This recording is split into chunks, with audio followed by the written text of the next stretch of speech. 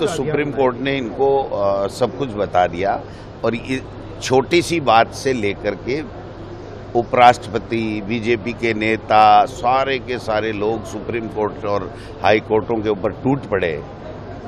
ये तिलमिला गए कि कोर्ट ने अगर कह दिया कि राष्ट्रपति और राज्यपाल संवैधानिक पोस्ट होती है और वो एक समय सीमा तक ही संसद और विधानसभा के उसको रोक सकती है, तो ये टूट पड़े। ये पहली बार हुआ है, देश में पहली बार हो रहा है कि कोई लोकतंत्र में संसद और विधानसभा अगर कोई बिल पारित कर देती है तो उसको राज्यपाल और राष्ट्रपति एक समय सीमा के बाद में नहीं रोकें। ये कहने पर भारतीय जनता पार्टी और भारतीय जनता पार्टी के बड़े बड़े दिग्गज उसका विरोध कर रहे हैं। तो आप समझ सकते हो कि वो लोकतंत्र को कितना मानते हैं और संविधान को कितना मानते हैं। उलट ये होना चाहिए कि उनको ये कहना चाहिए कि साहब, जो संसद लोकसभा में बिल पारित करती है वो रुकना नहीं चाहिए, वो जाना चाहिए और तुरंत लागू जनता में होना चाहिए।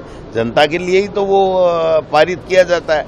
और ये कह रहे हैं नहीं, राष्ट्रपति और राज्यपालों को पूरे असीमित अधिकार हैं कि वो चाहे जब रोक सकते हैं, सुप्रीम कोर्ट उस पर टिप्पणी नहीं कर सकता। इससे बड़ा दुर्भाग्य कोई देश का हो नहीं सकता। हम यही बात कह रहे थे कि इसीलिए कह रहे थे कि ये संविधान को मानने वाले नहीं हैं, ये तानाशाह हैं और ईडी इनकम टैक्स का दुरुपयोग कर रहे हैं। अब राहुल गांधी जी और सोनिया जी पे 14 साल बाद में बंद केस को वापस इस तरीके से चार्जशीट पेश करना, क्योंकि इनके झगड़े हैं। ये 75 साल भी प्रधानमंत्री जी को हो गए, उन्हीं का नियम लागू किया हुआ है और राष्ट्रीय अध्यक्ष भी इनसे बन नहीं पा रहा है। आरएसएस में इनमें झगड़ा है, तो उससे ध्यान बैठाने के लिए ये क्या करें, तो आनंद फानंद में राहुल जी और सोनिया जी के ऊपर इन्होंने जो है वो चार्जशीट कर दी। ये कोर्ट में ठहरेगी नहीं। हम लोगों ने कल जिलों में, प्रदेश में और ब्लॉक्स में प्रदर्शन किए हैं और अब संभावित है, अभी फाइनल नहीं है, लेकिन 28 तारीख को हमारे राष्ट्रीय अध्यक्ष राजस्थान में आने वाले हैं और बड़ी मीटिंग करके हम इनको बता देंगे कि ये चलने वाला नहीं। बीजेपी का कहना है कि ये जब केस तहत ये कार्रवाई आगे केस कोई भी दर्ज कर ले, लेकिन आप 11 साल से देश के प्रधानमंत्री हो, आप क्या कर रहे हो जी? आपने 5-5 दिन तक पूछताछ की, उसके बाद में क्या मिला और आपने आज तक क्यों नहीं बताया कि इसमें क्या गड़बड़ है? नो प्रॉफिट की जो कंपनी है और उसमें कहाँ दिक्कत है? न सैलरी ली, न कोई प्रॉफिट है, न कोई संपत्ति कोई ली गई, न संपत्ति को बेच सकते हैं, तो फिर उसमें कैसे ईडी आ गई साहब? आप बताओ। और बीजेपी के नेता के एक भी कैसे नहीं आई इस 11 साल में? कोई है ऐसा नेता जो कांग्रेस या विपक्ष के नेता थे उन पे आरोप लगाते थे, केस दर्ज करते थे और वो बीजेपी ज्वाइन कर लेते हैं, सब खत्म हो जाता है?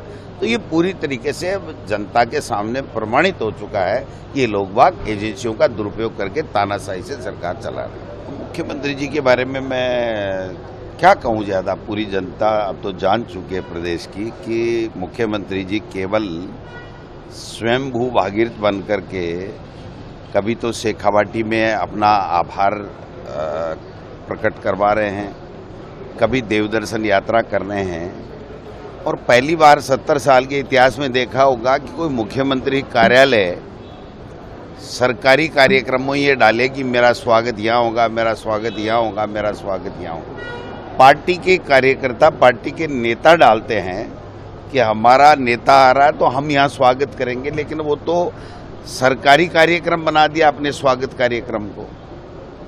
और जो बातें वो बोल रहे हैं उनमें कोई दम नहीं है। वो 1.5 साल से हम लोग सुन रहे हैं। विधानसभा में उन्होंने फरवरी 2024 में कहा था कि 4 महीने में डीपीआर बनेगी। 17 फरवरी थी शायद वो डेट, कि 4 महीने में डीपीआर बनेगी और यमुना जल आएगा। वो डीपीआर बनी नहीं। अब कह रहे हैं वो अफसरों के साथ मैं मीटिंग करूंगा। अरे तो भाई, मुख्यमंत्री का अफसर के साथ मीटिंग करना कोई बड़ी बात है क्या?